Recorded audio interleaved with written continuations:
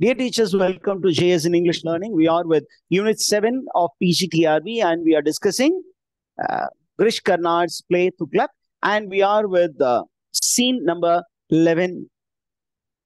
In scene number 10, we found towards the end that Tughlaq has invited all the people to gather for a prayer meeting.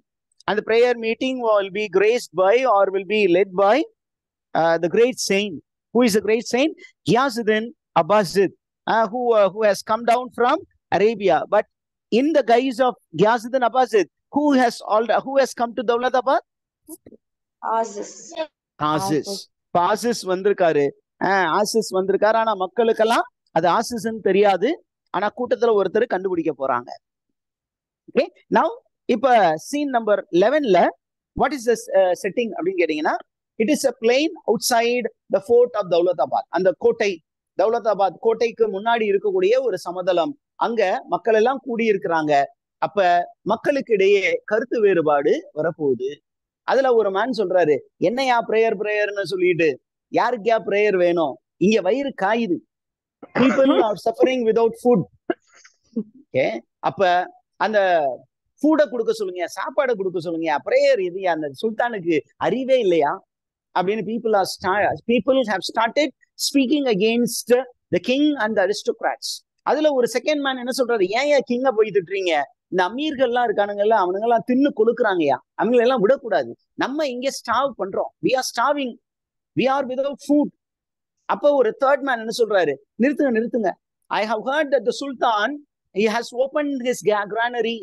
தானிய கிடங்கெல்லாம் open பண்ணிட்டாராமே அப்படின்னு சொன்னா, தானிய கிடங்கு open பண்ணி என்ன பண்றது? அங்க உள்ள ஒரு தானியமுமே இல்லையே. அப்ப இதுல இருந்து நமக்கு என்ன தெரியுது அப்படின்னா, அங்க பஞ்சம் தலை வெறுத்து ஆடியது. இந்த rich people, the aristocrats and the king and the noble people, they were living good life, but the common man was suffering. இன்னொரு தேர்ட் மேன் வந்து ஒரு இன்ஃபர்மேஷன் சொல்றாரு. நான் ஒரு யங்கர் பிரதர் ஒரு கிராமத்துல இருந்து வந்தாரு. அந்த கிராமத்துல ஒரு விஷயம் நடந்துகிட்டு இருந்தது, அத நான் சொல்றேன் கேளுங்க. என்ன அப்படின்னா, மை பிரதர்ஸ் வில்லேஜ்ல நடந்த விஷயம் என்ன அப்படின்னா, அங்கே ஒரு கைப்பிடி கோதுமைக்கு என்ன பண்ணணுமா, people have to pay 20 grains of silver. 20 grains அப்படின்னா 20 measurement of silver கொடுக்கணும், ஒரு fist of wheat. இதான் அப்படி என்ன அர்த்தம் அப்படின்னா, the cost of the edible was going very high. And இன்னொரு மனுஷன் சொல்றான், அந்த டோப் அப்படிங்கிற ஒரு ஊர் இருந்தது. அந்த டோப் ஊர்ல இருந்து வரும் வழியில் பாத்தீங்கன்னா வெறும் மனித சடலங்கள், மனித எலும்புக்கூடுகள், மிருகங்களின் எலும்புக்கூடுகள் எல்லாம் கிடந்தன. இதுல இருந்து என்ன தெரியுது அப்படின்னா, நிறைய பேரு பஞ்சத்தினால் இறந்து போனார்கள் அப்படின்னு சொல்றாங்க. இன்னொருத்தர் சொல்றாரு, நம்ம பரணின்னு ஒரு மினிஸ்டர் இருக்காரு இல்லையா, அந்த பரணி அப்படிங்கிறவரு பிறந்த ஊரு எது அப்படின்னு கேட்டீங்கன்னா, இட் இஸ் பரன். பரனில் பிறந்ததுனால் அவருக்கு பேரு பரணி. அப்ப அந்த பரன் அப்படிங்கிற ஊரில் நடக்கிற விஷயம் என்ன அப்படின்னு கேட்டீங்கன்னா, people don't have food, so what are they eating? They are eating the burnt strips of skin. இந்த மிருகங்கள்லாம், செத்து போன மிருகங்கள், அது கிடைக்கக்கூடிய கரியெல்லாம் சாப்பிட்டு முடிச்சிட்டாங்க பச்சாவே. அப்புறம் அதனோட மேல இருக்கக்கூடிய அந்த ஸ்கின் இருக்கு இல்லையா, அதை சுட்டு சாப்பிடுறாங்க. அந்த அளவுக்கு மோசமான நிலைமை இருக்கிறது. Did you get that, teachers?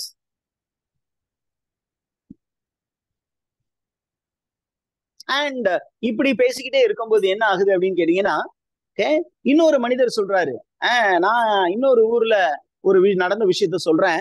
என்ன அப்படின்னா, அந்த ஊர்ல ஒரு புட்சர் ஷாப்புக்கு முன்னாடி மக்கள் எல்லாம் குழுமி இருந்தார்கள். எதற்கு அப்படின்னா, அந்த ஆடை இருக்கும் பொழுது ரத்தம் பீரிட்டு பாயும் அல்லவா, அந்த பீரிட்டு பாயக்கூடிய ரத்தத்தை என்ன பண்றது, குடிக்கிறதுக்காக மக்கள். அப்ப இந்த மாதிரி ரொம்ப மோசமான நிலைக்கு மக்கள் தள்ளப்பட்டு இருக்கிறார்கள் அப்படின்னு சொன்னோன்னே, அந்த செகண்ட் மேனுக்கும் ஃபர்ஸ்ட் மேனுக்கும் பயங்கரமாக சண்டை வருகிறது. பயங்கரமான சண்டை நடக்குது. அந்த நேரத்துல there is an announcer telling, come on, be silent. We have the arrival of the great saint. Who is that saint? Ghiyasuddin Muhammad Abbasid. அவர் வர்றாரு, அவருடைய பிளெஸிங்ஸ்க்காக எல்லாரும் வெயிட் பண்ணுங்க அப்படிங்கிறாரு. அவரு உள்ள நடந்து வரும் பொழுது, உள்ள வர்றது யாரு? as is he is in disguise. அப்படி நடந்து வரும் பொழுது அந்த கூட்டத்துல ஒரு ஹிந்து உமன் இருக்காங்க. அந்த ஹிந்து உமன் என்ன பண்றாங்க, அப்படியே அந்த ஆசிஸ் அந்த கியாசுதீன் முகமது அப்பாஸ் இதை உத்து பார்த்தோன்னே, இது கியாசுதீன் முகமது அப்பாஸ் இது இல்ல, எனக்கு தெரிஞ்ச ஒரு திருட்டு பய அப்படின்னு கத்துறாங்க. யார் இந்த பெண்மணி அப்படின்னா, தன்னுடைய குழந்தை சிக்கா இருக்கு அப்படின்னு சொல்லிட்டு ஆசிஸ் கிட்ட வந்து என்ன பண்ணாங்க, கொஞ்சம் காசு கொடுங்க, அதாவது ஒரு டாக்டர்கிட்டையாவது என் பிள்ளைய கொண்டு போங்கன்னு சொன்னாங்கல்ல. அப்படி கேட்கும்போது இவரும் முடியாதுன்னு சொல்லிட்டாரு. அந்த குழந்தை இறந்து போச்சு. அந்த பெண்மணி தான் இந்த பெண்மணி. அவருடைய குரல் கேட்கப்பட்டதா அப்படின்னா, அந்த குரல் அமுக்கப்பட்டது. everyone became silent because the arrival of Sultan Muhammad Tughlaq. Muhammad Tughlaq வந்து என்ன பண்றாரு, he is addressing the people and he says, my dear people, here we have a saint, Ghiyasuddin Muhammad Abbasid அப்படின்னு சொல்லிட்டு அவருமே என்ன பண்றாரு, he was deceived. போய் என்ன பண்றாரு, அந்த செயின்ட்டுக்கு ஹால்ல விழுந்து ஆசீர்வாதம் வாங்குறாரு ஃபர்ஸ்ட். அப்புறம் எந்திரிச்சு அந்த செயின்ட் சொல்றாரு, நீ ஒரு அரசன், என் காலில் விழுந்தது ஓகே, நவ் என்னை கட்டி அணையும் அப்படின்னு எம்ப்ரேஸ் பண்றாரு.